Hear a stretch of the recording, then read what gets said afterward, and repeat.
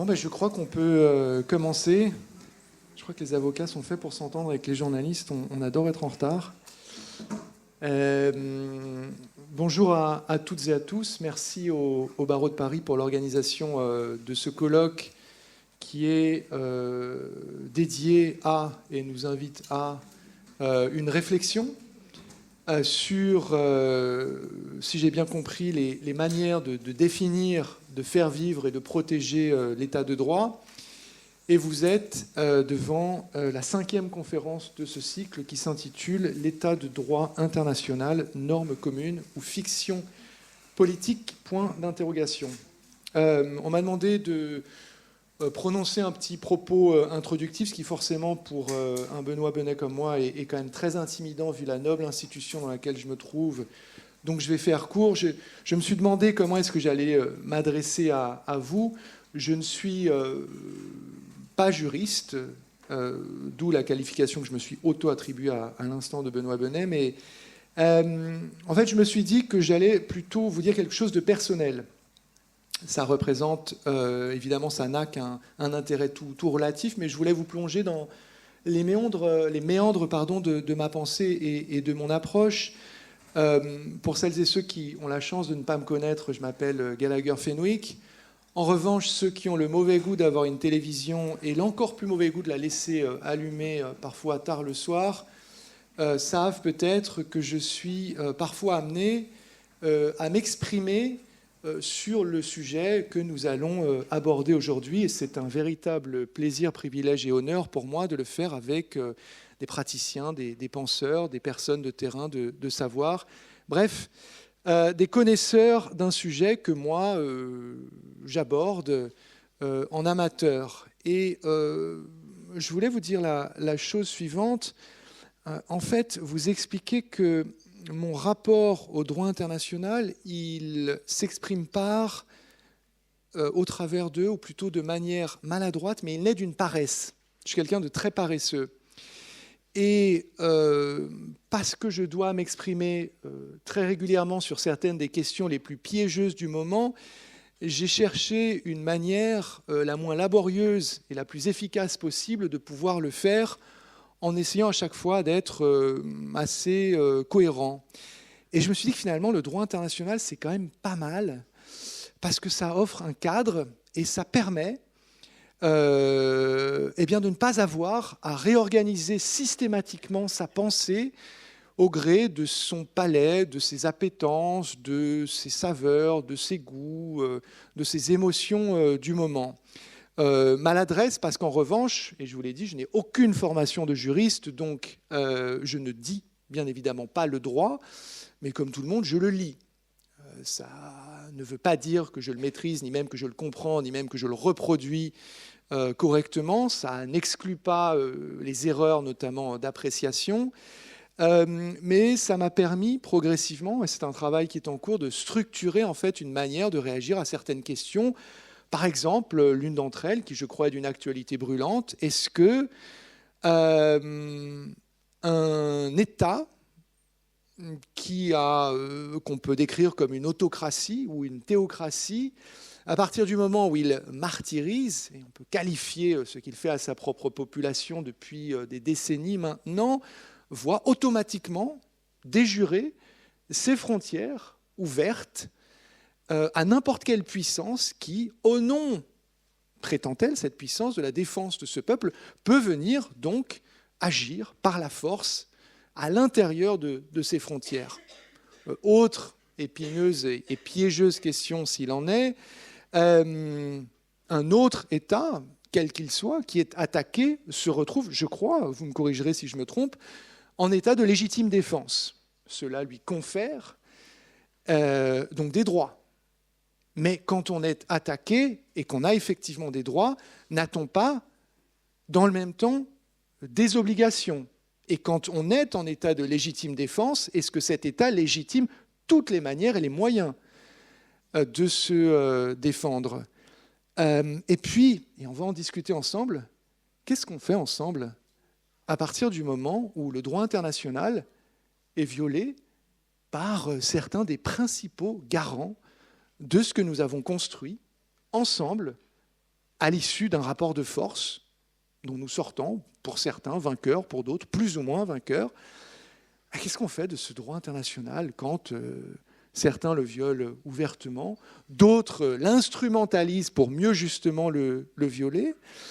Et c'est là, j'ai déjà trop parlé, l'occasion pour moi peut-être de vous livrer 2 citations qui datent du 8 janvier dernier. Je vous décris la scène brièvement. Vous avez 3 illustres journalistes qui travaillent pour un non moins illustre quotidien, qui se rendent dans un lieu, un bureau tout à fait lui aussi illustre, pour parler à un personnage que vous allez sans doute reconnaître dans cette phrase qu'il prononce quand la question de son rapport à l'autre, à l'ailleurs, à la loi lui est prononcée, qu'il répond, je cite, et je vais retrouver la citation afin de ne pas trop la mutiler parce que je l'adore. Je n'ai pas besoin de droit international. Ma propre moralité est la seule chose qui puisse m'arrêter. Et plus révélateur, peut-être encore, sa réponse à cette autre question, qui vient naturellement derrière ce qu'il vient de dire, mais donc votre administration, elle va respecter, oui ou non, le droit international? Et sa réponse que je vous livre, cela dépend de la définition que l'on donne à ce droit. Bon, ce dirigeant, vous le savez tous, pardon pour le sketch, c'est évidemment Donald Trump. Et ses propos, il les tient face à 3 journalistes du New York Times qui, pendant un peu moins de 3 heures, vont l'interroger. Et bien qu'ils connaissent tous les 3 très bien le personnage, sortent quand même assez secoués et médusés de cette rencontre et des propos qui sont tenus lors de ces échanges. Je pense que ça lance assez bien ce moment qui promet d'être riche, qu'on va passer ensemble.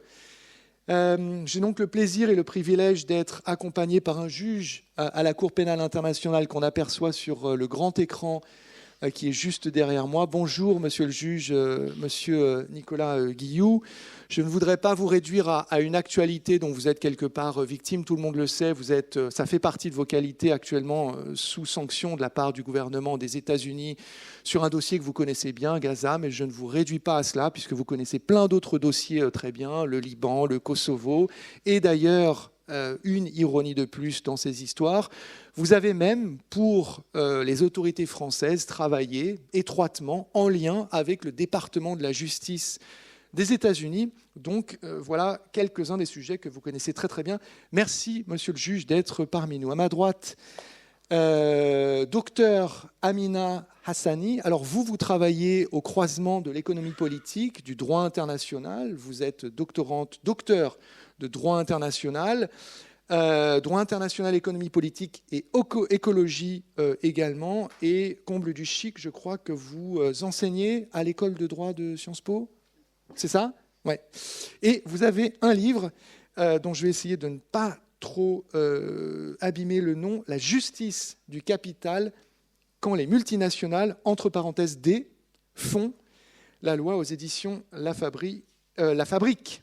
Merci Amina Hassani d'être parmi nous. Merci aussi à Ronnie Broman qu'on ne présente plus, ça c'est ce qu'on dit juste avant de présenter la personne.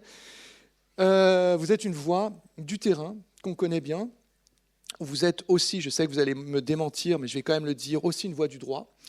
Dans une époque qui, je crois, brouille les frontières, sème la confusion dans les esprits, en instrumentalisant parfois le droit pour mieux le bafouer. Vous êtes médecin et actuellement directeur d'études à la Fondation Médecins sans frontières. Merci, monsieur Broman, d'avoir accepté notre invitation. Et puis à sa droite, on est également, et c'est un plaisir, rejoint par vous, François Vandeville. Vous êtes chargé de mission démocratie au CAPS, quand on est au ministère de l'Europe et des Affaires étrangères. C'est le centre d'analyse de prévision et de stratégie qui, je crois, est, comment dirais-je, un service qui est chargé de faire des propositions, de livrer des réflexions en matière de géopolitique, peut-être faire un travail de prospective sur des enjeux stratégiques, des anticipations, des recommandations sur les enjeux internationaux. Vous êtes diplomate de carrière, vous êtes passé par de nombreuses capitales, je vais en oublier, vous pourrez les rajouter, Rome, Berlin, New Delhi. New York n'est pas une capitale, mais vous avez été à l'ONU, Mexico également, et sans doute d'autres. Vous avez travaillé sur beaucoup de sujets. Il y en a un en particulier, je sais qu'il vous tient à cœur et ça fait partie de nombreuses choses que nous avons en commun. C'est cette fameuse R2P, la responsabilité de protéger. Et j'ai vraiment hâte de vous entendre sur ce sujet qui lui aussi est d'une actualité brûlante. Sans plus attendre, je vais vous demander chacun de démarrer par un propos introductif d'une dizaine de minutes. Je vous prie de bien vouloir garder ces temps, sinon je serai inélégant.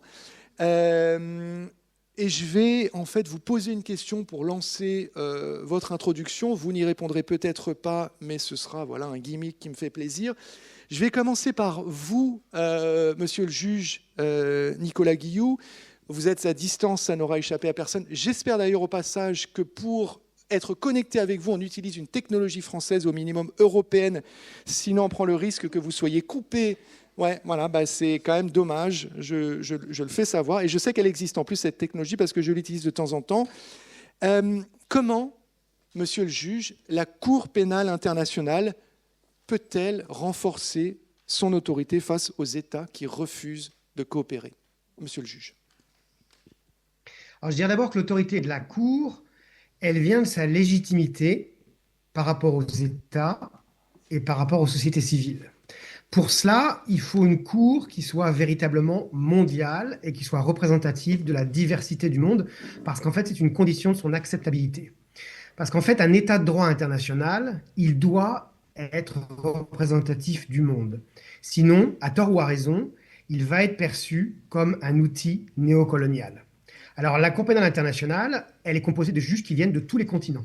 Parce que dans le statut de la CPI, il y a des règles qui prévoient une représentation équilibrée de tous les groupes géographiques, des hommes et des femmes. Et le personnel de la CPI, aujourd'hui, il vient de plus de 100 nationalités, donc on a une véritable diversité. On encourage aussi la diversité linguistique, parce que vous savez que l'anglais et le français sont les deux langues de travail, mais on traduit aussi toutes nos audiences dans les langues de situation. Et puis nous avons des programmes de sensibilisation, ce qu'on appelle l'outreach en anglais, qui sont mis en place dans les pays, dans la langue du pays, pour expliquer la justice, parce qu'en fait, pour être acceptée, pour être comprise, eh bien, elle a besoin d'être expliquée aux populations. Et puis, il faut aussi faire participer les victimes. Et sur ce point-là, la CPI leur donne une place beaucoup plus importante que les précédentes juridictions pénales internationales, puisque nous avons un système qui est aujourd'hui relativement proche du système de partie civile que nous avons en France. Alors que vous vous souvenez peut-être, mais que ce soit à Nuremberg, à Tokyo, au TPR ou au TPY, les victimes n'avaient pas de place dans la salle d'audience. Alors, l'autorité de la CPI, c'est pas seulement sa légitimité, c'est aussi son impartialité. Alors, une cour impartiale, c'est une cour qui garantit l'égalité de traitement entre les situations lorsqu'elles sont juridiquement similaires. En pratique, ça veut dire quoi? Ça veut dire qu'il ne faut pas faire de double standard. Et ça, c'est parfois difficile parce qu'en fait, quand on est bureau du procureur, on doit faire des choix de politique pénale et il faut prendre en considération des contraintes de terrain, des possibilités d'enquête, voire des risques de sécurité. Mais ce qu'il faut au maximum, c'est objectiver les décisions de poursuite et d'enquête avec des directives de politique pénale générale qui ont vocation à s'appliquer dans toutes les situations. Et c'est ce que fait le bureau du procureur de la CPI depuis plusieurs années.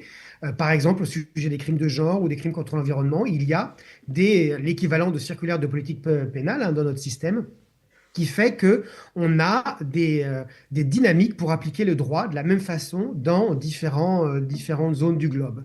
Parce qu'en fait, plus on applique le droit de la même façon à situation égale, eh bien, plus la société civile internationale et plus les États auront confiance dans la CPI, et c'est ce qui va renforcer son autorité et donc la coopération. Parce que de cette façon, les États verront qu'en fait, il ne s'agit pas de politique, il s'agit de droit.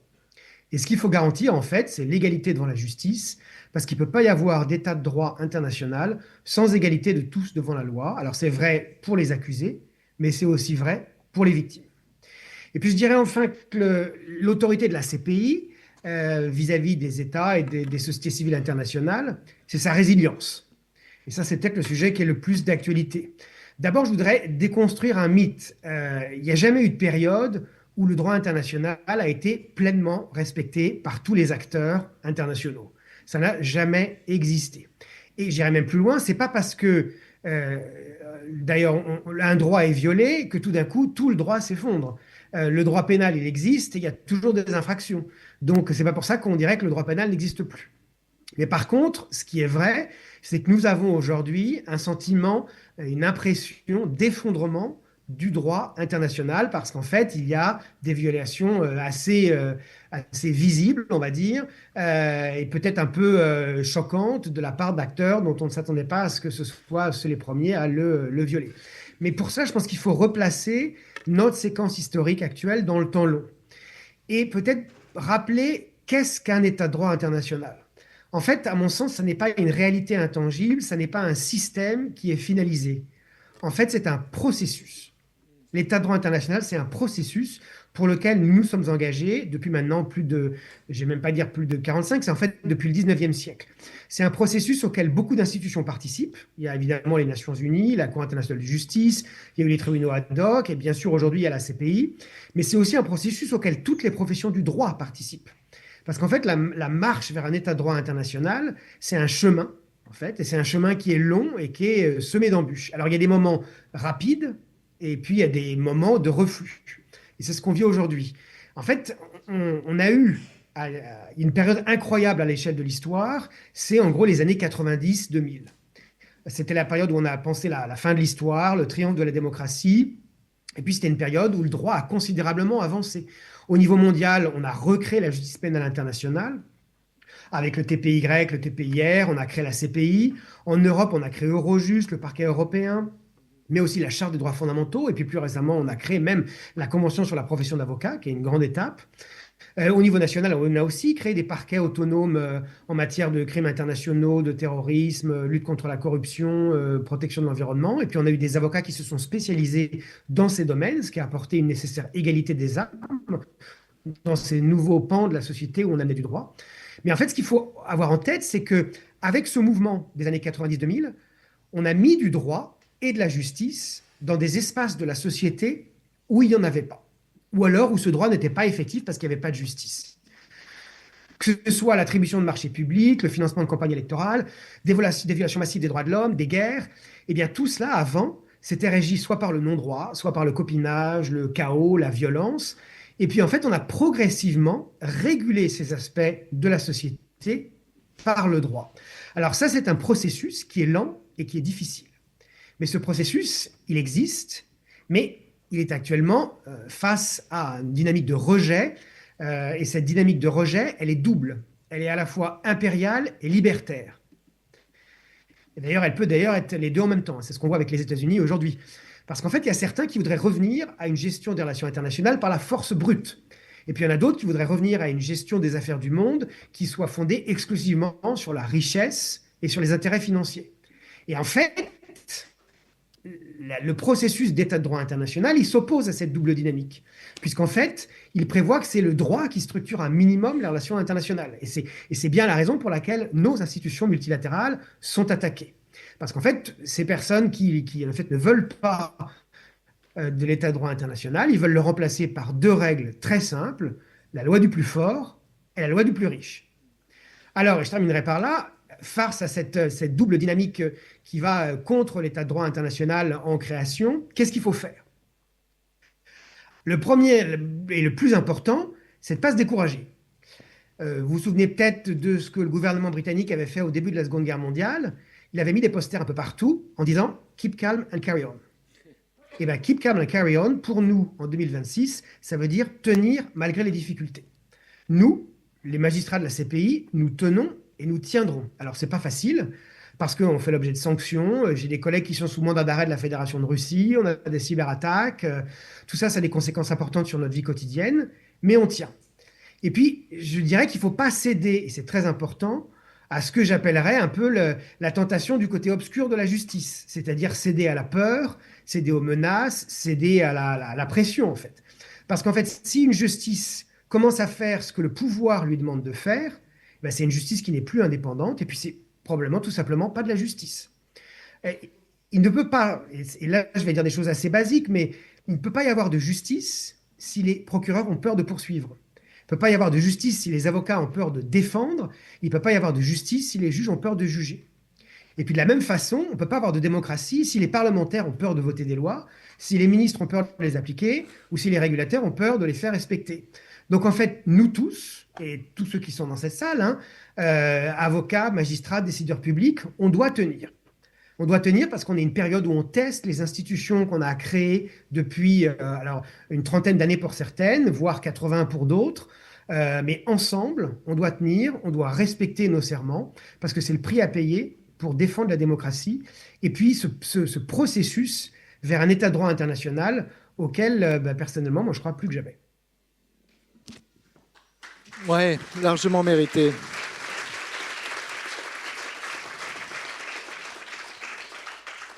J'ai un micro dans les mains, mais je me joins par le cœur et la pensée à ces applaudissements généreux, monsieur le juge. Avant de vous passer la parole, Ronnie Broman, je voulais juste vous relater un échange qui m'est revenu alors que le juge Guillou s'exprime. J'ai récemment eu la chance d'aller écouter un grand juriste en matière de droit international qui s'appelle William Chabas et qui expliquait que justement, comme le décrit très bien le juge Guillou, dans ce moment de reflux et de sentiment d'une sorte d'effondrement du droit international, il faut se dire, et il est très malin, il s'exprimait ici depuis l'Assemblée nationale à Paris, il disait, vous savez, quand des cambrioleurs sont venus voler des objets au Louvre, c'est un moment choquant, mais les Parisiens ne sont pas sortis pour aller cambrioler partout. Il y a un acte illégal qui est commis, mais une vaste majorité des gens aux alentours ne se mettent pas par la suite dans l'illégalité. J'ai trouvé la métaphore très intéressante, assez percutante, mais je lui ai répondu que ce qui est troublant dans ce moment, c'est que les gens qui sont en train de cambrioler le Louvre, ce n'est pas des inconnus. C'est le maire de la ville, le président et on va dire le président du Sénat. Ça qui est inquiétant, je crois, dans ce moment, mais c'est vrai qu'énormément d'États, et je ne sais pas si vous allez me contredire, au milieu de ces violations qui font énormément de bruit du fait de leur nature, mais aussi des auteurs de ces violations, vous avez énormément d'États qui continuent de voter des résolutions, de consentir, et de participer à ce droit international. Ronnie Broman, je me tourne vers vous, voix du terrain, voix du droit, avec une question presque simple, mais assez triste et un peu facilement provocatrice. Comment, ou plutôt, est-ce que le droit international protège réellement les populations civiles sur des terrains que vous connaissez bien? Bonjour, le micro marche là? Oui, oui. Ma réponse est non, mais non avec des réserves. C'est-à-dire non, mais. Généralement, on fait oui, mais. Là, c'est un non. Mais il y a tout de même un certain nombre de choses qui bénéficient à la population dans le cadre du droit international humanitaire. Mais je commencerai par rappeler très brièvement que dès sa création, c'est-à-dire dès les années 60 du 19e siècle, le droit humanitaire, c'est-à-dire la première convention de Genève, a fait l'objet d'une critique extrêmement vive, notamment de la part d'un certain nombre de généraux et de stratèges qui prônaient, et on reconnaîtra là quelques traits de l'actualité, qui prônaient une guerre extrêmement violente, qui ne ferait pas de quartier, mais dont finalement les populations civiles bénéficieraient car elle serait plus brève. On taperait fort, c'est disons une sorte de stratégie de blitzkrieg qui ferait d'une guerre pure dans laquelle seuls les militaires sont engagés et avec le droit de frapper où ils veulent, quand ils veulent et avec l'intensité qu'ils estiment nécessaire. C'est comme cela que la guerre sera la moins cruelle parce qu'elle sera la plus brève. À cela, d'autres opposent un principe de retenue. C'est ce terme-là qui, je pense, peut le mieux résumer la philosophie, l'esprit général du droit humanitaire. Un principe de retenue qui se décline en deux parties égales. L'une, c'est le principe de proportionnalité, et l'autre, c'est le principe de discrimination. Proportionnalité, ça veut dire qu'il doit y avoir un ajustement entre la force qui est exercée et l'objectif et l'importance de l'objectif qui est atteint. Et principe de discrimination, il s'agit de discriminer entre les combattants et les non-combattants. J'insiste sur le fait que c'est les non-combattants, pas les civils. Les non-combattants, c'est plus large que les civils. C'est par exemple les combattants mis hors de combat parce qu'ils sont malades, blessés ou prisonniers. Tout cela, naturellement, c'est un cadre général et il suffit de regarder autour de soi, de lire un peu attentivement les journaux pour voir que ce cadre est piétiné, ignoré, bafoué. Mais pour, disons, en défendre quand même une partie de l'essence, il faut se garder à l'esprit qu'une catastrophe, un acte qui ne s'est pas produit n'est jamais crédité au bénéfice de celui qui ne l'a pas produit. C'est-à-dire un massacre qui n'a pas eu lieu ne fait pas l'objet de félicitations pour ceux qui ont décidé que ce massacre n'aurait pas lieu. Seuls les massacres qui ont lieu font l'objet de réprobations, de critiques, d'analyses, etc. Donc il y a un biais de jugement qui est très important lorsqu'on regarde les conflits et qu'on voit partout, dans toutes les situations, et notamment celles que nous avons tous en tête en ce moment, c'est-à-dire les guerres d'Iran, du Liban et de Gaza, on ne voit effectivement que les civils qui sont tués, et ils le sont en grand nombre. À Gaza, c'est 90% de civils qui sont tués. J'indique que c'est tout de même là un record. Hein. Les guerres dites de Syrie, du Congo, du Yémen, du Soudan, n'ont pas fait, ont fait un très grand nombre de victimes. Ce sont des guerres abominables. Des atrocités ont été commises, mais jamais dans une proportion qui atteint 90-10. 90% de victimes civiles, enfin non combattantes, mais en l'occurrence vraiment civiles, et 10% de victimes combattantes. Ça, c'est inédit. Il me semble que c'est un point sur lequel on n'insiste pas assez. Et je précise que je tire cette proportion de chiffres qui sont admis par l'autorité israélienne également en matière de combattants tués et de populations civiles abattues également. Alors voilà la réserve avec le constat que les massacres, y compris les massacres de non-combattants et de civils, se poursuivent. Mais il y a une autre dimension du droit humanitaire qui me semble importante à avoir à l'esprit, c'est celle qui confère aux acteurs humanitaires, c'est de ce point de vue-là évidemment que je m'exprime, aux acteurs humanitaires un statut dans un environnement où tous les statuts sont évidemment oubliés, piétinés.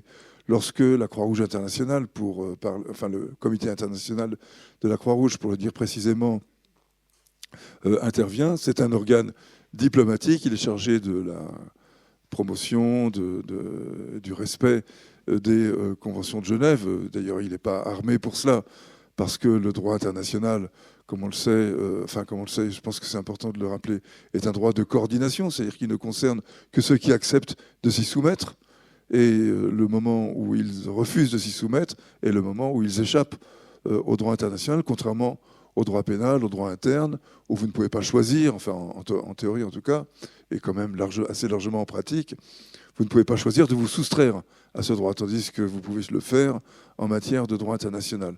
Donc c'est quand même très largement laissé à la discrétion des belligérants.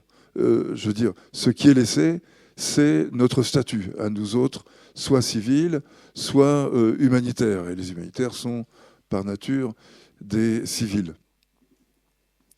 Donc des personnes protégées par le droit international humanitaire.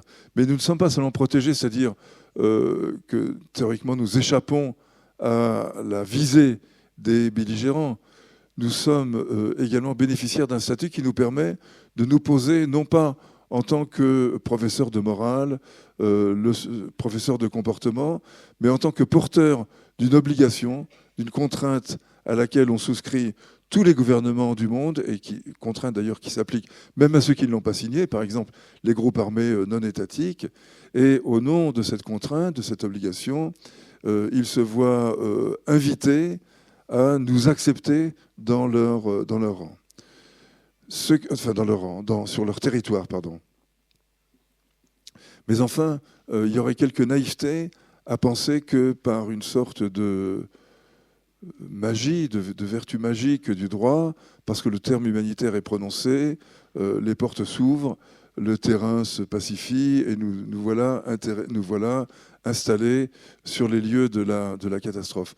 En réalité, ce qui permet que nous nous installions sur ces terrains, c'est un processus, c'est une action qui est généralement présentée comme négative et que je voudrais plutôt présenter comme analytique. C'est-à-dire on n'est pas dans une démarche axiologique, mais dans une démarche simplement d'observation. Si nous travaillons dans les zones contrôlées par tel ou tel parti au Soudan, au Congo, en Palestine, au Liban, etc. C'est parce que notre présence a un intérêt politique pour les belligérants. C'est ce qu'on appelle l'instrumentalisation. Et l'instrumentalisation n'est pas un dérivé fâcheux de l'action humanitaire ou une dérive que nous peinerions à contrôler, mais une condition nécessaire de l'action humanitaire. Sans instrumentalisation, notre présence ne représente aucun intérêt pour les belligérants et il n'y a aucune raison qu'ils s'embarrassent de nous parce que nous sommes un encombrement d'une certaine manière. Quand il y a des véhicules qui circulent, des lieux qui doivent échapper au bombardement, ça demande des précautions supplémentaires, des ordres, des lignes de commandement. Et donc, nous sommes des fâcheux. Et pour que ces fâcheux soient acceptés, il faut bien qu'ils représentent un intérêt quelconque. Alors, dans quelles circonstances représentons-nous un intérêt? Dans quelles circonstances ne représentons-nous aucun intérêt? Voilà ce qui sépare les lieux où nous pouvons agir des lieux où nous sommes en quelque sorte repoussés, en tout cas non autorisés à agir. Voilà. Aujourd'hui, il est communément admis, mais il est aussi communément réfuté, enfin en tout cas réfuté de façon plus ou moins implicite, que l'aide humanitaire apportée aux populations civiles est préférable à l'absence d'aide. Je le dis par rapport au débat que j'avais évoqué au départ. Mais il y a des endroits où très clairement, ou des circonstances où très clairement ceci est réfuté. Par exemple, là, le conflit qui est dans tous les esprits depuis 2 ans et demi, la guerre de Gaza, qui, je le rappelle, tout de même se poursuit. Elle se poursuit sous l'angle d'un cessez-le-feu. Mais un cessez-le-feu, ça n'est qu'une modalité de la guerre. Ça n'est pas une modalité de la paix. Donc, dans la guerre de Gaza, à plusieurs reprises, si des oreilles attentives ont pu comprendre que le principe de proportionnalité et le principe de discrimination étaient considérés comme non pertinents dans la circonstance actuelle. C'est-à-dire considérés comme tout à fait positifs en général, mais non pertinents dans la situation actuelle. Les Israéliens estiment en effet que l'exiguïté de leur territoire, c'est-à-dire l'absence de profondeur stratégique, pour le dire en termes un peu militarisés, leur permet d'échapper à la doctrine de la proportionnalité et au contraire de mettre en avant une doctrine de la disproportion. La disproportion fait partie explicitement de la doctrine stratégique. C'est Ghazi Eisenkot, l'un des chefs d'état-major de l'armée israélienne, qui l'a théorisée, et ça s'appelle la doctrine d'Aryeh, du nom de cette bourgade du sud Liban, dans laquelle elle a été expérimentée pour la première fois en 2006. Donc c'était déjà une doctrine qui a une histoire. Et donc c'est une façon de dire que le droit humanitaire n'a pas d'application. Et lorsqu'on entend le président de l'État d'Israël dire à Gaza il n'y a pas d'innocents, et nombre de responsables politiques embrayer dans la même direction, on voit bien que la distinction civile, enfin combattants, non combattants, perd tout son sens, puisque les non-combattants sont des combattants potentiels. Un enfant est un terroriste en puissance. Voilà, donc voilà deux façons d'éliminer. Et je dirais, et c'est peut-être le constat le plus accablant concernant le droit international et le droit international humanitaire, que d'une certaine manière, il est violé dans tous les conflits. Il a été piétiné, ignoré ou évoqué pour mieux être mis à l'écart dans pratiquement partout. Mais il y a un conflit à propos duquel les auteurs même du droit humanitaire, c'est-à-dire grosso modo les pays européens, ont non seulement renoncé à l'appliquer, mais ont continué à soutenir celui qui en faisait litière. Ce sont les Européens, d'une certaine manière, qui ont, j'allais dire, enterré le droit international humanitaire. Je ne prononcerai pas ce mot parce que je ne crois pas qu'il soit mort. C'est a posteriori qu'on peut constater la mort. En tout cas, il est agonisant. Il est en très mauvais état.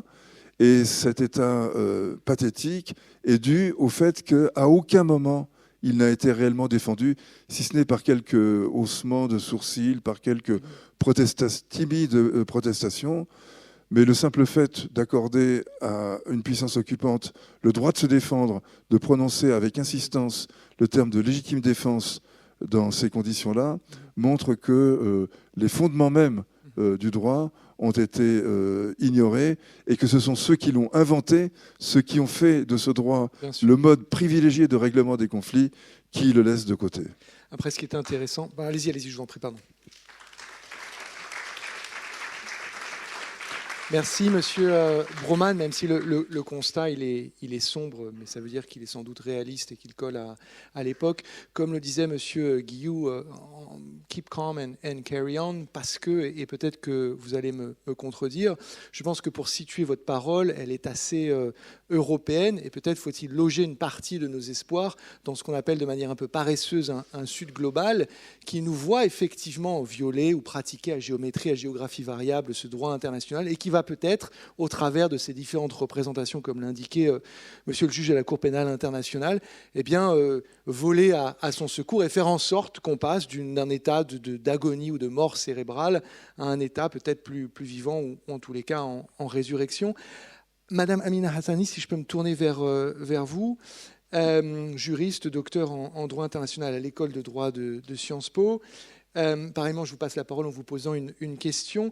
Est-ce que l'arbitrage international que vous connaissez bien ne crée pas une justice à deux vitesses qui, forcément, va être favorable aux dominants, aux plus puissants, ou pour le dire de manière un peu vulgaire et prosaïque, aux plus riches ?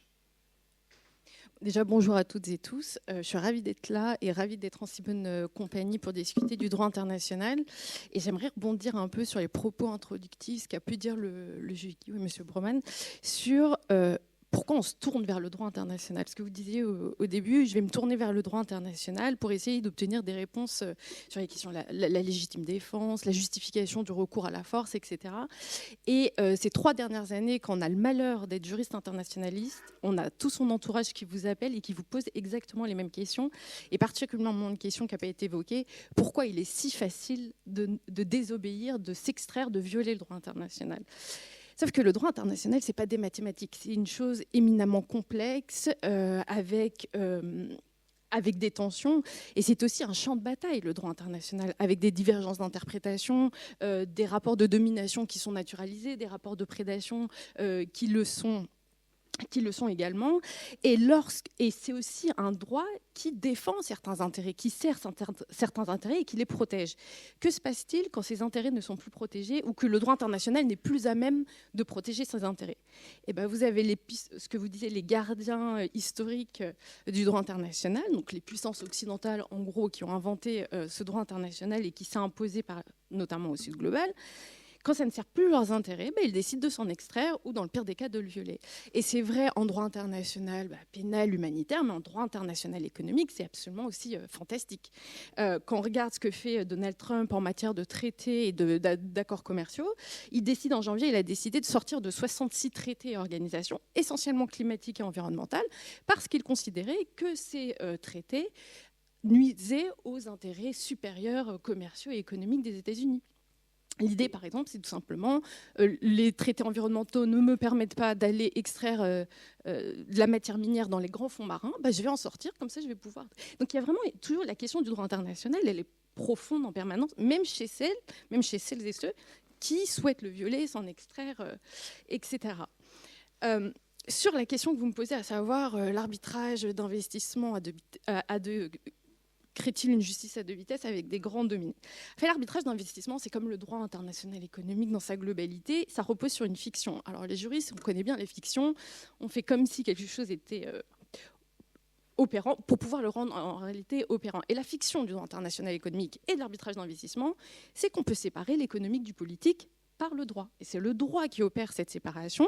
L'idée qu'on peut dissocier les problématiques économiques des problématiques sociales, environnementales, écologiques qui lui sont attachées. L'arbitrage d'investissement fonctionne de cette manière. Comment on dépolitise les litiges, comment on les extrait politiquement, c'est qu'on va les extraire de leur environnement socio-politico-juridique et on va les placer dans dans l'arène du droit international, là où ils vont être réglés de manière, et les considérer comme des litiges purement économiques.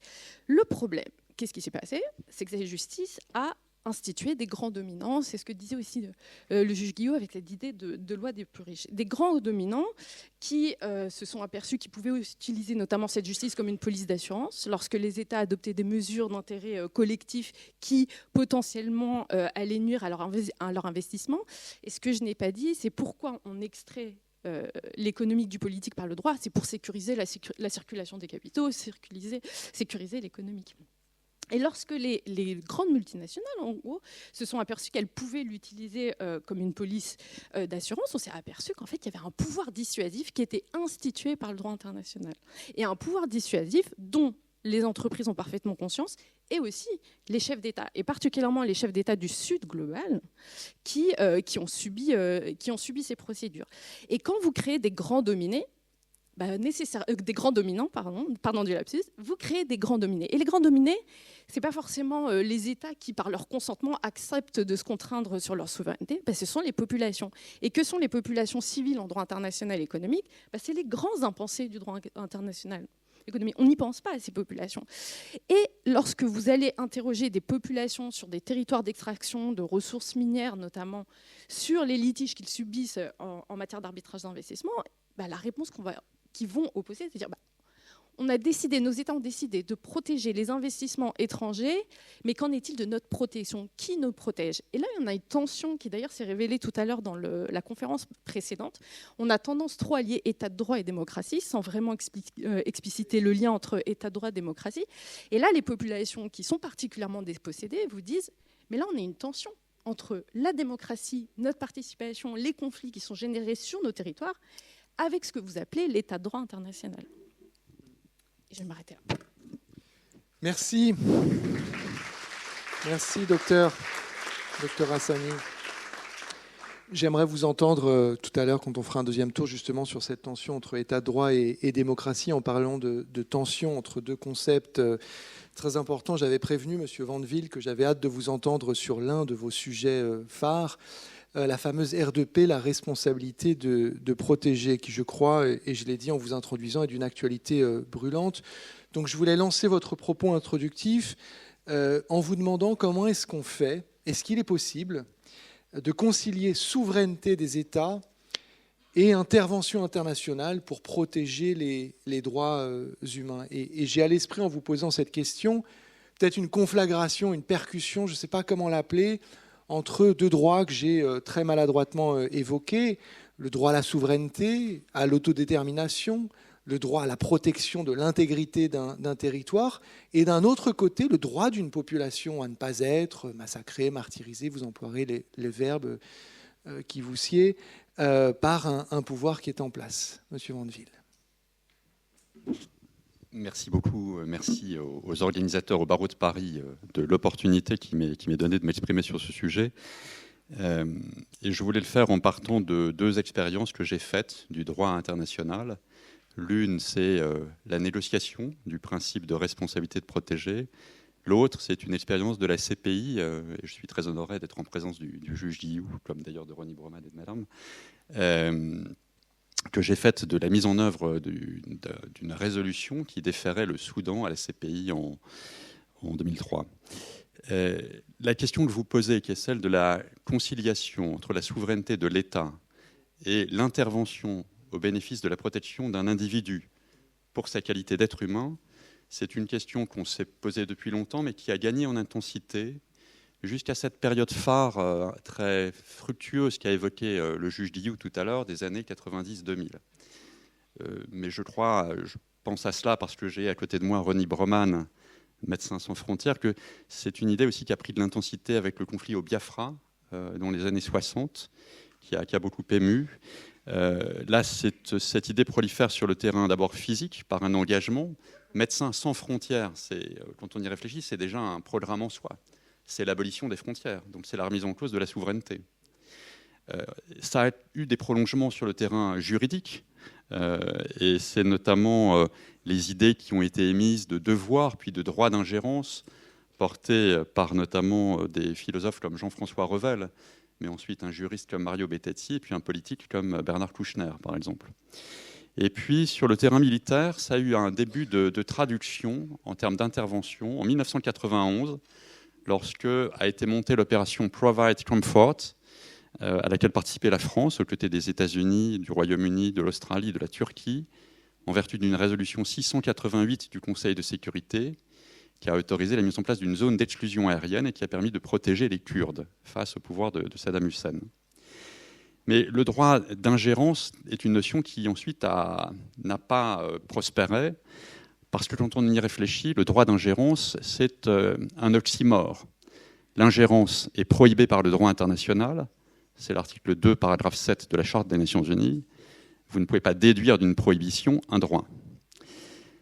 Alors, ça a été d'abord un échec, et puis au tournant des années 2000, Kofi Annan a relancé le débat. Pourquoi ? Parce que les années 90 furent des années absolument dramatiques sur le terrain de la protection des droits humains, des droits fondamentaux, et notamment dans les situations de conflit. Mais pas seulement. La décennie 90, c'est évidemment le Rwanda, 3 mois, 1 million de morts, les Nations Unies qui se retirent 15 jours après le déclenchement du génocide, qui ne parlent de génocide qu'1 mois après son déclenchement, et qui finalement n'interviendront, ne déploieront de troupes qu'à la fin du génocide. Mais les années 90, c'est aussi, après le Rwanda, c'est Srebrenica, en 95, en 8 jours, 8000 morts. Et l'on pourrait évoquer les guerres de Tchétchénie, de 94 à 2000, et on pourrait même évoquer la guerre civile algérienne de 91 à 2002. C'est dans ce contexte qu'en 2000, précisément, Kofi Annan interpelle littéralement l'Assemblée générale des Nations Unies en disant « Si l'intervention humanitaire constitue effectivement une atteinte inadmissible à la souveraineté, comment devons-nous réagir face à des situations comme celles dont nous avons été témoins au Rwanda ou à Srebrenica, devant des violations flagrantes, massives et systématiques des droits de l'homme qui vont à l'encontre de tous les principes sur lesquels est fondée notre condition d'être humain ?» Voilà la hauteur de vue d'un Kofi Annan, secrétaire général des Nations Unies. La réponse à cette question, elle est apportée en 2 temps. Le Canada, à l'époque, lance une commission dite indépendante internationale de l'intervention et de la souveraineté des États, présidée par un ancien ministre australien des Affaires étrangères, Gareth Evans, et un diplomate algérien, Mohamed Sarnoun. Il y a 12 personnalités au total qui la composent, parmi lesquelles un Français éminent, un avocat, Robert Badinter. Et à quelle conclusion arrive cette commission ? C'est l'énonciation de l'idée selon laquelle les États souverains ont la responsabilité de protéger leurs propres citoyens, mais lorsqu'ils ne sont pas disposés ou aptes à le faire, la communauté internationale assume cette responsabilité. Il ne doit plus y avoir de Rwanda. Et ce plus jamais ça au niveau international, c'est ce qu'on appelle la responsabilité de protéger. Ça vient aussi, il faut lui rendre hommage, d'un diplomate soudanais. On dit parfois que les concepts sont occidentaux, mais c'est faux. Ils sont travaillés par bien d'autres que les occidentaux, qui s'appelle Francis Deng, et qui a défini la souveraineté comme une responsabilité, et non pas comme une zone d'exclusion, comme une zone de compétence exclusive. Le problème, c'est que ce rapport de la commission en question est rendu fin 2001. Fin 2001, c'est l'attaque terroriste la plus effroyable qu'on avait connue à l'époque, l'effondrement des Twin Towers, et l'ordre des priorités du monde change d'un coup d'un seul. C'est effectivement la fin de l'histoire à laquelle se référait tout à l'heure le juge Guillou. Et donc, la première préoccupation, ça devient la sécurité. Et donc, le sujet tombe en jachère jusqu'à ce qu'en septembre 2005, lors de la réunion pour le 60e anniversaire de 193 chefs d'État et de gouvernement, soit négocié un texte, la déclaration du millénaire plus 5, qui contient un chapitre droits de l'homme. Et les négociations auxquelles je participe modestement en tant que collaborateur de l'un des ambassadeurs qui est présent, l'ambassadeur de France, patinent. Et il y a l'intervention là d'un autre non-occidental, justement un Rwandais, un diplomate rwandais, évidemment Tutsi, qui est aidé par l'article 4 de l'acte constitutif de l'Union africaine. J'aime bien multiplier ces références qui ne sont pas occidentales. L'acte constitutif de l'Union africaine qui prévoit le droit d'intervenir dans un État membre sur décision de la conférence de l'Union africaine dans certaines circonstances graves, à savoir les crimes de guerre, le génocide et les crimes contre l'humanité. Pour l'avoir vécu, je peux vous dire que le fait que ce soit l'ambassadeur du Rwanda qui ait articulé ce propos devant ses homologues a eu une portée assez considérable. Et les dés étaient jetés, ensuite il suffisait de formaliser. Un texte est adopté à ce moment-là le 16 septembre 2005 par l'Assemblée générale des Nations unies, mais par la réunion en fait dans l'Assemblée de 193 chefs d'État et de gouvernement. Il est adopté par consensus. Et que dit-il ? Il dit « Nous sommes prêts à mener en temps voulu une action collective résolue par l'entremise du Conseil de sécurité, conformément à la charte, notamment son chapitre 7. Le chapitre 7, c'est celui qui autorise le recours à la force. Au cas par cas et en coopération, le cas échéant, avec les organisations régionales compétentes, lorsque les moyens pacifiques se révèlent inadéquats et que les autorités nationales n'assurent manifestement pas la protection de leur population face au génocide, crimes de guerre, crimes contre l'humanité, nettoyage ethnique. » C'est un acte considérable et dont il est nécessaire de se souvenir dans les circonstances présentes, dans le monde d'aujourd'hui. Les chefs d'État et de gouvernement de 193 États et gouvernements ont été capables de formuler cet engagement. Et je suis assez d'accord avec ce que dit Nicolas Guilloux, keep calm and carry on, ou keep calm and smile. Il ne faut pas renoncer, il faut continuer à rechercher la mise en œuvre. La responsabilité protégée, ça va bien au-delà du droit d'assistance humanitaire, parce que le droit d'assistance humanitaire requérait toujours le consentement de l'État concerné. L'État du territoire où sont commis, perpétrées les exactions. Ce n'est pas le cas de la responsabilité protégée. On passe outre le consentement. Alors, tout ça était beau sur le papier. Tout cela n'a connu qu'une seule mise en œuvre en 2011, en Libye. Et ce fut un échec. Et généralement, on évoque on avance trois raisons pour justifier cet échec. D'abord, le syndrome libyen. Le fait que pour la première fois où l'on invoque la responsabilité de protéger, cela conduit à comme on le dit en francophone aujourd'hui, un regime change. Intolérable. Intolérable, c'est normal. Aucun État ne tolère que d'autres ou que la communauté internationale s'ingère dans ses affaires au point de provoquer un changement de régime. Et j'ai retrouvé, M. Broman, des articles de votre part, d'ailleurs, qui contestaient cette intervention pour ce motif, notamment. Et c'est légitime. Pour d'autres sur lesquels on reviendra alors peut-être. Ensuite, c'est un échec parce que cette opération, elle est conduite par un arrêt aux pages de quelques États membres, dont la France, non pas par le secrétaire général des Nations Unies lui-même à travers son directeur des opérations de maintien de la paix.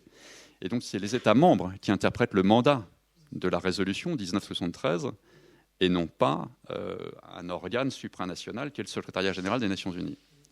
L'autre raison de l'échec, c'est fondamentalement échec dans la mise en œuvre de la responsabilité protégée, c'est le blocage du Conseil de sécurité, avec un recours abusif au droit de veto, notamment par trois États, la Chine, la Russie et les États-Unis. Je passe sur les chiffres parce que sinon je serai trop long. Contre cela, une initiative a été prise, il convient de la relever, par la France et le Mexique, qui ont introduit à l'Assemblée générale des Nations unies une résolution par laquelle ils proposent un encadrement du recours au droit de veto, qui correspond précisément au champ de la responsabilité protégée. C'est l'idée que lorsqu'on est face à des génocides, crimes contre l'humanité, crimes de guerre ou nettoyage ethnique, on n'a pas le droit d'invoquer, d'user du droit de veto. Et la France est aujourd'hui le seul État membre permanent des Nations Unies et du Conseil de sécurité en particulier qui a accepté de renoncer à l'utilisation de ce droit de veto dans ces situations. Malheureusement, cette résolution requiert tout de même, réunit aujourd'hui 107 États membres sur 193. L'objectif de la France, c'est d'atteindre, dans un premier temps, une majorité de 128 États membres, qui est la majorité des 2/3, c'est la majorité de réforme des Nations Unies. Pour réformer les Nations Unies, il faut 2/3 des États membres. Au-delà du blocage du Conseil de sécurité et des conditions particulières de la mise en œuvre de la RDP en Libye, il y a un troisième élément évidemment qui est majeur d'échec de la RDP aujourd'hui, c'est tout simplement la désagrégation de l'ordre international. Parce qu'il n'existe plus, peut-être disent certains, de puissances dominantes comme la France au XVIIe, l'Angleterre au XVIIIe, l'Autriche au XIXe, les États-Unis au XXe, pour imposer un ordre international fondé sur le droit. Parce qu'il n'existe pas non plus dans le monde multipolaire d'aujourd'hui une entente entre les pôles de puissance. Et là, j'ouvre une parenthèse. Le jour où d'ailleurs cette entente sera recherchée, l'Europe pourrait ne pas être dans le paysage aujourd'hui. Là, suit le Quai d'Orsay, la voix du président de la République qui appelle à une Europe puissance pour, le jour venu, avoir voix au chapitre dans la mise en place d'un nouvel ordre international dont nous avons besoin. Alors, comment faire renaître, et j'en terminerai par là, ce principe révolutionnaire et protecteur qu'est la responsabilité de protéger?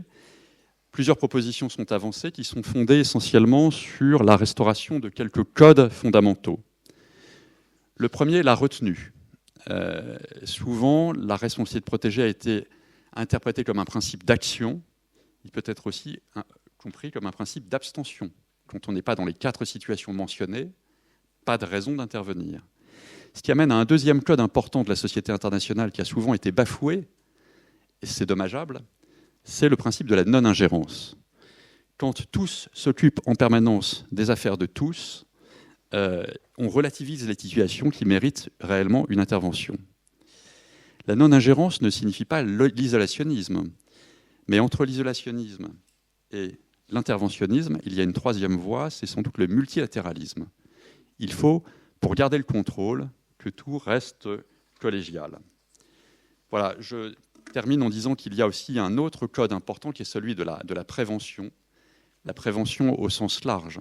Pour protéger, il faut prévenir en aval d'un conflit, il faut aussi en amont et reconstruire en aval. Et là, il faudrait évoquer des problématiques plus larges qui ouvriraient sur d'autres conférences, d'autres colloques. La problématique de la régression démocratique dans le monde. Et on observe quand même depuis 20 ans une corrélation entre le recul du nombre de démocraties, et notamment de démocraties libérales, elles ne sont plus que 29 aujourd'hui dans le monde, et l'effondrement de l'ordre international fondé sur le droit. La problématique du développement, qui fait fi en fait du renforcement de la démocratie à travers le monde. C'est un angle mort de nos politiques de développement, certainement. On a trop cru que la démocratie viendrait par le développement. Et puis, et là c'est un sujet aussi très lourd et très complexe, c'est la question du désarmement nucléaire. On le voit bien aujourd'hui à travers le conflit en Ukraine. L'arme nucléaire est finalement aussi une arme d'impunité massive. Je pense que j'ai peut-être débordé un peu ou excédé mon temps, et donc je n'évoquerai pas peut-être, ou en répondant simplement à vos questions, la situation au Darfour. Pardon. Non, vous avez été parfait. Merci.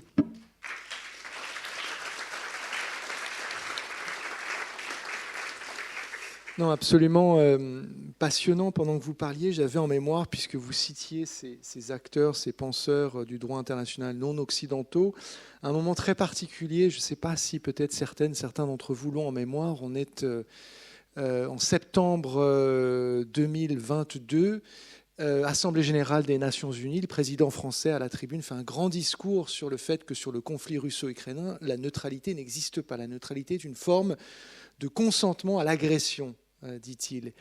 Et quelques instants après, vous avez un autre personnage politique de premier niveau qui s'avance à la tribune, c'est Macky Sall. À l'époque, il est président des États-Unis et il est aussi président par intérim de l'Union africaine.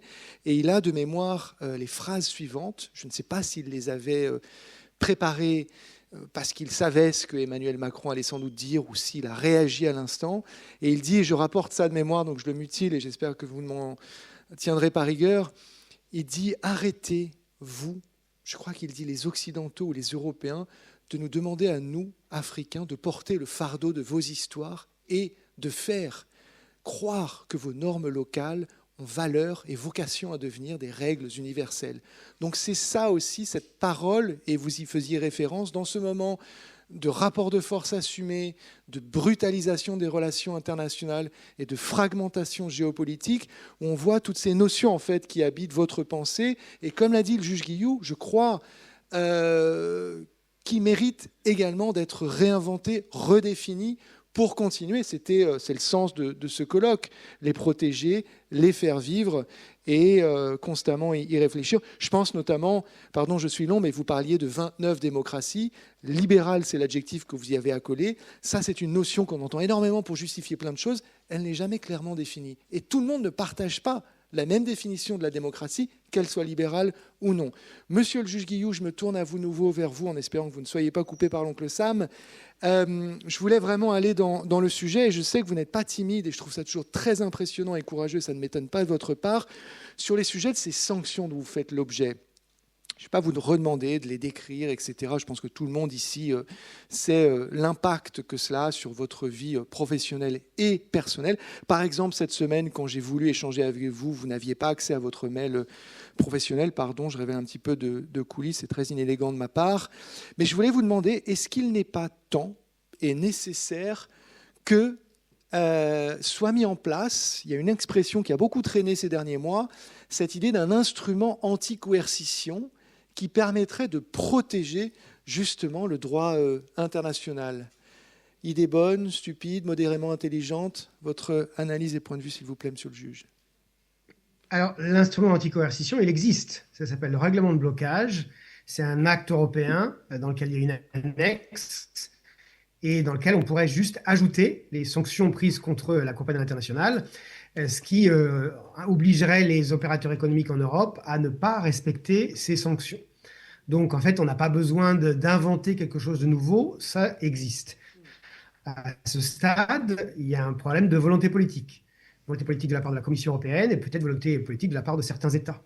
Donc, c'est aussi à nous, société civile, à tous les juristes, de dire que c'est important et de dire que ça doit être une réponse que l'Union européenne doit porter.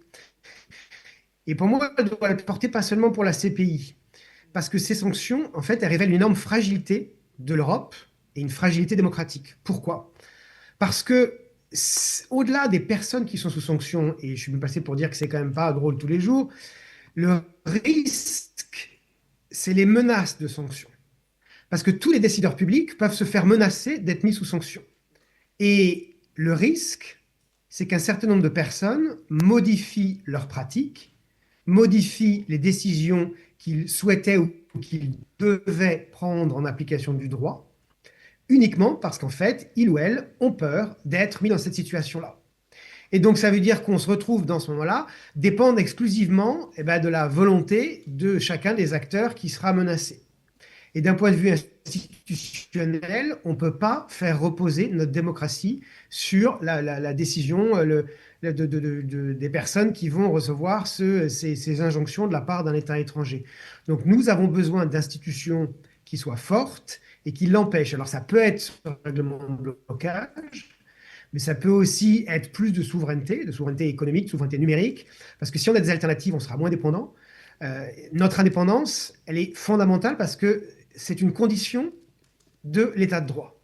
Et ça, c'est quelque chose que j'ai découvert avec ma mise sous sanction, puisqu'en fait, moi, ma vie quotidienne, c'est devenu un laboratoire de la perte de souveraineté française et européenne. Je peux vous dire tout ce qui ne marche pas, et là où on dépend d'acteurs qui sont plus européens.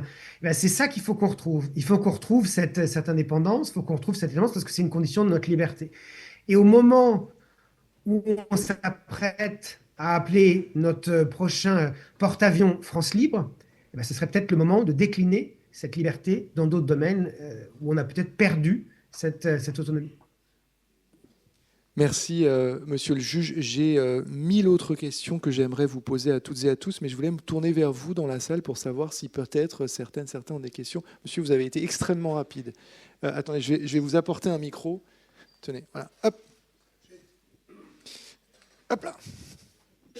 J'ai été rapide parce que je veux réagir à ce que vient de dire le juge Guillou. J'ai été le premier au barreau à m'étonner, Gérard Guillou, avocat, à m'étonner de l'absence de toute réaction des magistrats, des avocats, quant aux sanctions infligées au juge Guillou. Le juge Guillou nous dit « l'Europe doit montrer effectivement qu'elle a des instruments et tout ». Mais pour cela, encore faudrait-il qu'elle soit propre, l'Europe. Parce que qu'est fait-elle lorsque Mme Nathalie Yamb fait un certain nombre de déclarations? L'Europe sanctionne. Peut-être expliquer qui est Nathalie Yamb pour celles qui ne la connaissent pas. Mme Nathalie Yamb est une activiste africaine. Pro-russe. Voilà. Tout de suite. Merci, monsieur. Tout de suite pro-russe. Fondamentalement, c'est une activiste africaine. Elle est suisse et camerounaise et elle se bat pour l'indépendance de l'Afrique fondamentalement. Mais on vient de la qualifier de pro-russe. Monsieur Moreau, naturellement pro-russe, qui a des idées, vient de faire l'objet de sanctions. Monsieur Jacques Beau, qui est un commentateur suisse, un officier qui était avec l'OTAN, etc., vient de faire l'objet de sanctions de la part de l'Europe. Ce sont des sanctions administratives de la même nature que celles qui sont infligées au juge Guillou. Comment l'Europe peut-elle se déclarer capable de réagir et en droit de réagir à partir du moment où la Commission elle-même, de façon administrative sans recours, prononce de pareilles sanctions d'exclusion de la vie sociale à l'encontre de je ne sais combien de personnages. Je viens d'en citer 2, 3. On a compris votre propos et je vous Voilà, en remercie. Est-ce que monsieur le juge ou quelqu'un veut répondre sur, je crois, cette idée d'un 2 poids, 2 mesures qui nuit à la crédibilité et à la cohérence de l'Europe, peut-être, de votre point de vue, monsieur ? Monsieur le juge Guillou, peut-être ?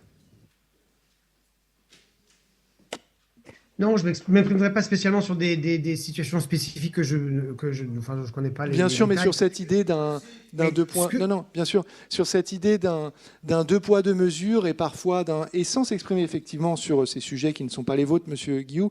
Mais est-ce que vous êtes d'accord, non pas sur ces sujets, mais sur l'idée que l'incohérence, l'inconstance nuit à la crédibilité des instances européennes et d'autres chargées de dire le droit. Mais d'une manière générale, c'est ce que j'ai indiqué tout à l'heure. Toute forme de double standard se voit. Que ce soit en matière de qualification des faits sur un conflit, que ce soit en matière de réponse, que ce soit en matière de discours d'un État, les sociétés civiles le voient très bien. Et on ne peut pas, et c'est parce que c'était très bien dit par M.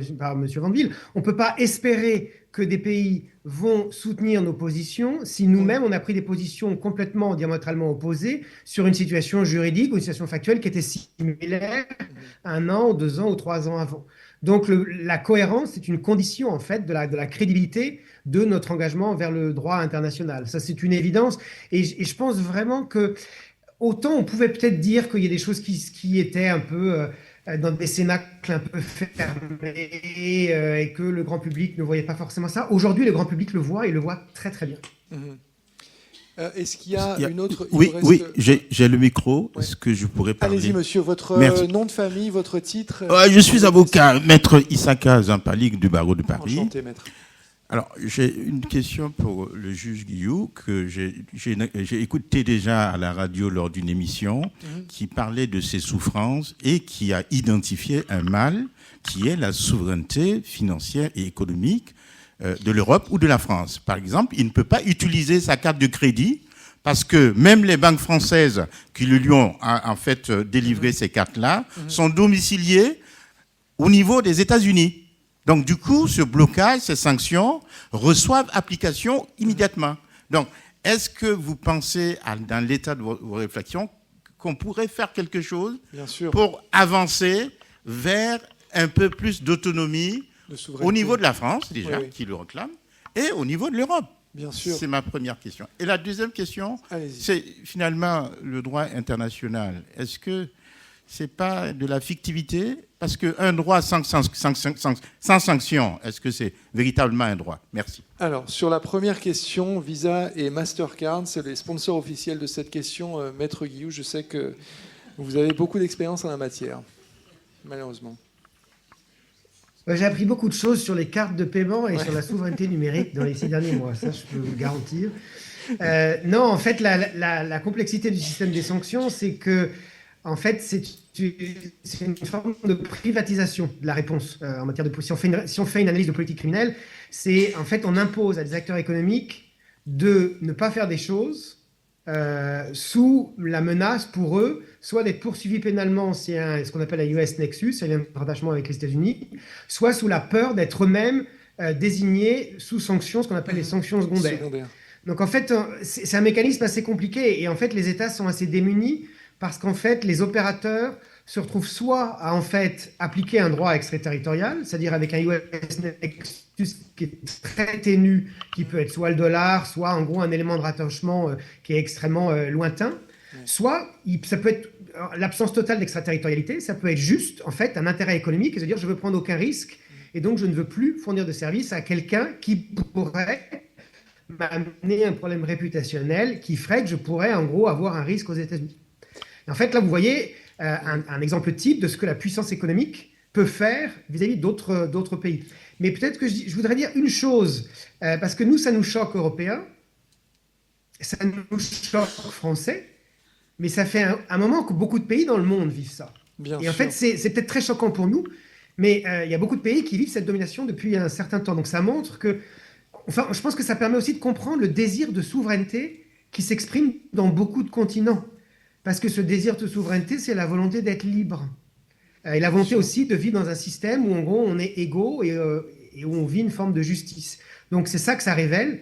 Mais ça veut dire qu'en gros, on doit garder... Moi, je ne plaide pas du tout pour un système fermé. Hein.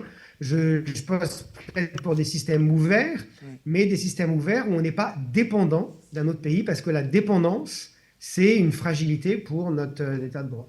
Non, bien sûr, refuser une forme de vassalité, aussi heureuse est-elle, enfin, soit-elle, et effectivement aller vers davantage de souveraineté en développant nos propres moyens, justement, qui permettraient de nous autonomiser, de nous protéger par rapport à cela.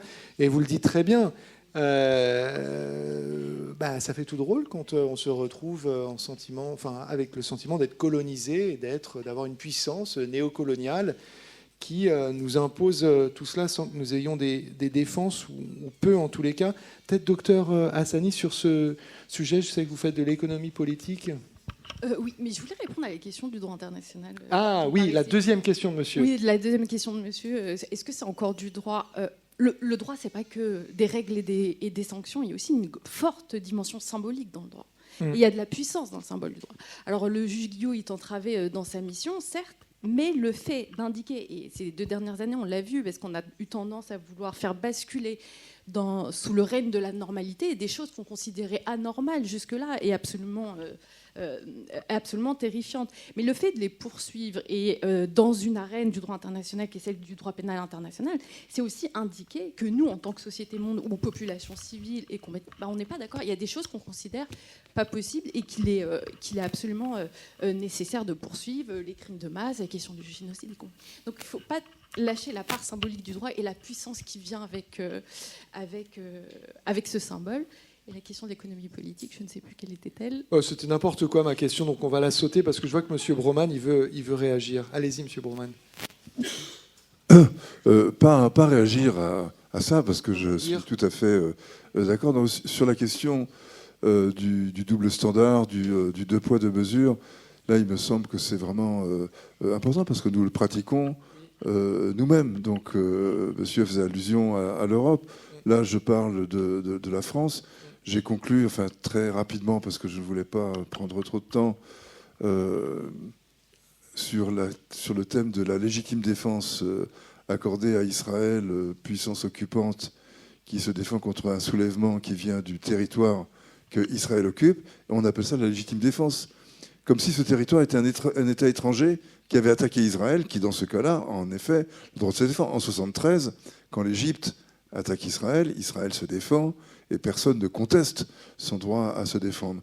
Ce que je trouve extrêmement troublant, extrêmement fâcheux, c'est que personne ne semble vraiment contester le qualificatif de légitime défense accordé à Israël par les plus hautes autorités, y compris les nôtres, le président de la République, le Premier ministre, le ministre des Affaires étrangères. Enfin, vraiment, c'est une position politique très affirmée. Je pense qu'il l'utilise quand ce sont les territoires de 48 et non pas de 67 qui sont ciblés, me semble-t-il. Non, c'est la guerre de Gaza.